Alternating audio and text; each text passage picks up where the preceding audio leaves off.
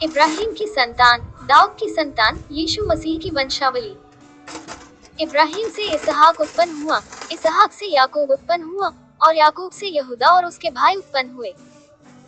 यहूदा से फिरिस, और यहूदा और तामार से जोरह उत्पन्न हुए, और फिरिस से हिस्रोन उत्पन्न हुआ, और हिस्रोन से एराम उत्पन्न हुआ, और एराम से अम्मीनादाब उत्पन्न हुआ, और अम्मीनादाब से नहशोन, और नहशोन से सलमोन उत्पन्न हुआ, और सलमोन और राहाब से बोअज उत्पन्न हुआ, और बोअज और रूब से ओबेद उत्पन्न हुआ, और ओबेद से यिशै उत्पन्न हुआ, और यिशै से दाऊद राजा उत्पन्न हुआ, और दाऊद से सुलेमान उस स्त्री से उत्पन्न हुआ जो पहले उरिय्याह की पत्नी थी, और सुलेमान से रहबाम उत्पन्न हुआ, और रहबाम से अबिय्याह उत्पन्न हुआ, और अबिय्याह से आसा उत्पन्न हुआ, और आसा से यहोशाफात उत्पन्न हुआ, और यहोशाफात से योराम उत्पन्न हुआ, और योराम से उजियाह उत्पन्न हुआ, और उजियाह से योताम उत्पन्न हुआ, और योताम से आहाज उत्पन्न हुआ, और आहाज से हिजकिय्याह उत्पन्न हुआ, और हिजकिय्याह से मनश्शेह उत्पन्न हुआ, और मनश्शेह से आमोन उत्पन्न हुआ, और आमोन से योशिय्याह उत्पन्न हुआ, और बंदी होकर बाबुल जाने के समय में योशिय्याह से यकुन्याह और उसके भाई उत्पन्न हुए। बंदी होकर बाबुल पहुंचाए जाने के बाद यकुन्याह से शालतियेल उत्पन्न हुआ, और शालतियेल से जरुब्बाबिल उत्पन्न हुआ, और जरुब्बाबिल से अबीहूद उत्पन्न हुआ, और अबीहूद से इल्याकीम उत्पन्न हुआ, और इल्याकीम से अजोर उत्पन्न हुआ, और अजोर से सदोक उत्पन्न हुआ, और सदोक से अकीम उत्पन्न हुआ, और अकीम से इलीहूद उत्पन्न हुआ, और इलीहूद से इलियाजार उत्पन्न हुआ, और इलियाजर से मत्तान उत्पन्न हुआ, और मत्तान से याकूब उत्पन्न हुआ, और याकूब से यूसुफ उत्पन्न हुआ जो मरियम का पति था, जिससे यीशु जो मसीह कहलाता है उत्पन्न हुआ। इब्राहिम से दाऊद तक सब 14 पीढ़ी हुई, और दाऊद से बाबुल को बंदी होकर पहुंचाए जाने तक 14 पीढ़ी, और बंदी होकर बाबुल को पहुंचाए जाने के समय से लेकर मसीह तक 14 पीढ़ी हुई। अब यीशु मसीह का जन्म इस प्रकार से हुआ कि जब उसकी माता मरियम की मंगनी यूसुफ के साथ हो गई, तो उनके इकट्ठे होने के पहले से वह पवित्र आत्मा की ओर से गर्भवती पाई गई।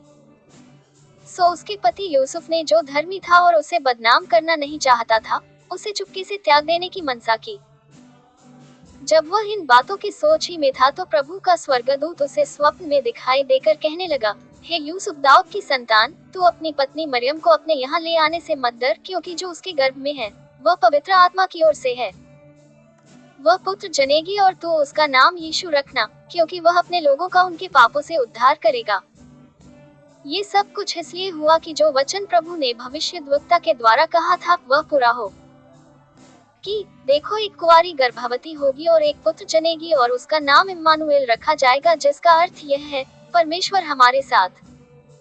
सो यूसुफ नींद से जागकर प्रभु के दूत की आज्ञा अनुसार अपनी पत्नी को अपने यहाँ ले आया, और जब तक वह पुत्र न जनी तब तक वह उसके पास न गया, और उसने उसका नाम यीशु रखा। हेरोदेस राजा के दिनों में जब यहूदिया के बैतलहम में यीशु का जन्म हुआ, तो देखो, पूर्व से कई ज्योतिषी यरूशलेम में आकर पूछने लगे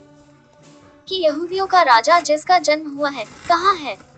क्योंकि हमने पूर्व में उसका तारा देखा है और उसको प्रणाम करने आए हैं। ये सुनकर हेरोदेस राजा और उसके साथ सारा यरूशलेम घबरा गया, और उसने लोगों के सब महायाजकों और शास्त्रियों को इकट्ठे करके उनसे पूछा कि मसीह का जन्म कहाँ होना चाहिए। उन्होंने उससे कहा, यहूदिया के बैतलहम में, क्योंकि भविष्यद्वक्ता के द्वारा यूं लिखा है कि हे बैतलहम, जो यहूदा के देश में है, तू किसी रीति से यहूदा के अधिकारियों में सबसे छोटा नहीं, क्योंकि तुझ में से एक अधिपति निकलेगा जो मेरी प्रजा इस्राएल की रखवाली करेगा। तब हेरोदेस ने ज्योतिषियों को चुपके से बुलाकर उनसे पूछा कि तारा ठीक किस समय दिखाई दिया था, और उसने ये कहकर उन्हें बैतलहम भेजा कि जाकर उस बालक के विषय में ठीक ठीक मालूम करो, और जब वह मिल जाए तो मुझे समाचार दो, ताकि मैं भी आकर उसको प्रणाम करूं। वे राजा की बात सुनकर चले गए, और देखो, जो तारा उन्होंने पूर्व में देखा था वह उनके आगे आगे चला, और जन्हा बालक था उस जगह के ऊपर पहुंचकर ठहर गया। उस तारे को देखकर वे अति आनंदित हुए,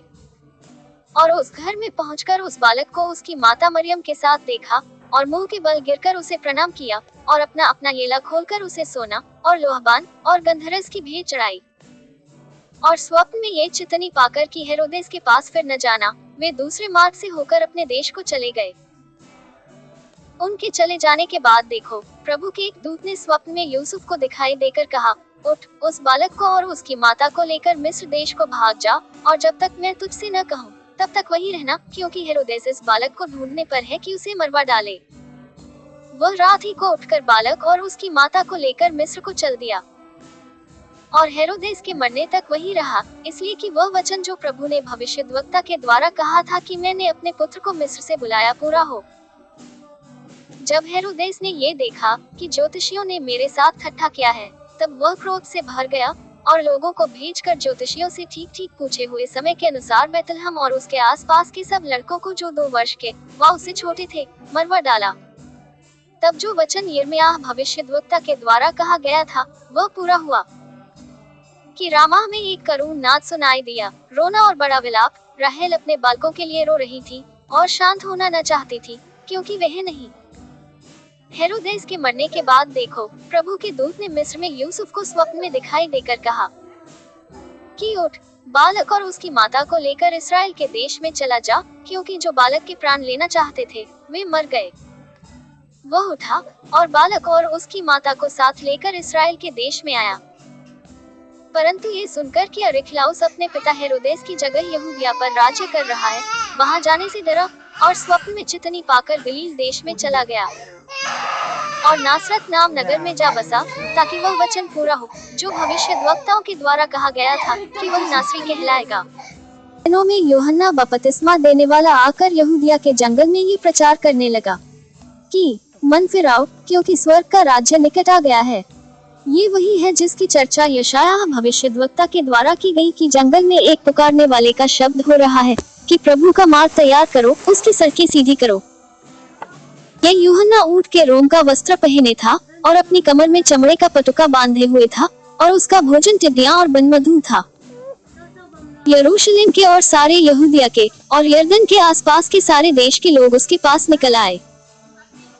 ने अपने पापों को मानकर यरदन नदी में उससे बपतिस्मा लिया। तब उसने बहुतेरे फरीसियों और सदूकियों को बपतिस्मा के लिए अपने पास आते देखा, तो उनसे कहा कि हे सांप के बच्चों, तुम्हें किसने जता दिया कि आने वाले क्रोध से भागो, मन फिराव के योग्य फल लाओ, और अपने अपने मन में यह न सोचो कि हमारा पिता इब्राहिम है, क्योंकि मैं तुमसे कहता हूँ कि परमेश्वर इन पत्थरों से इब्राहिम के लिए संतान उत्पन्न कर सकता है। अब कुल्हाड़ा पेड़ों की जड़ पर रखा हुआ है, इसलिए जो पेड़ अच्छा फल नहीं लाता वह काटा और आग में झोंका जाता है। मैं तो पानी से तुम्हें मन फिराव का बपतिस्मा देता हूँ, परंतु जो मेरे बाद आने वाला है वह मुझसे शक्तिशाली है, मैं उसकी जूती उठाने के योग्य नहीं। वो तुम्हें पवित्र आत्मा और आग से बपतिस्मा देगा। का सूप उसके हाथ में है, और वह अपना खलिहान अच्छी रीति से साफ करेगा और अपने गेहूं को तो खत्ते में इकट्ठा करेगा, परंतु भूसी को उस आग में जलाएगा जो बुझने की नहीं। समय यीशु गलील से यरदन के किनारे पर यूहन्ना के पास उससे बपतिस्मा लेने आया। तो यूहन्ना ये कहकर उसे रोकने लगा कि मुझे तेरे हाथ से बपतिस्मा लेने की आवश्यकता है और तू मेरे पास आया है। यीशु ने उसको यह उत्तर दिया कि अब तो ऐसा ही होने दे, क्योंकि हमें इसी रीति से सब धार्मिकता को पूरा करना उचित है। तब उसने उसकी बात मान ली और यीशु बपतिस्मा लेकर तुरंत पानी में से ऊपर आया, और देखो उसके लिए आकाश खुल गया और उसने परमेश्वर के आत्मा को कबूतर की नाई उतरते और अपने ऊपर आते देखा। देखो, यह आकाशवाणी हुई कि यह मेरा प्रिय पुत्र है, जिससे मैं अत्यंत प्रसन्न हूँ।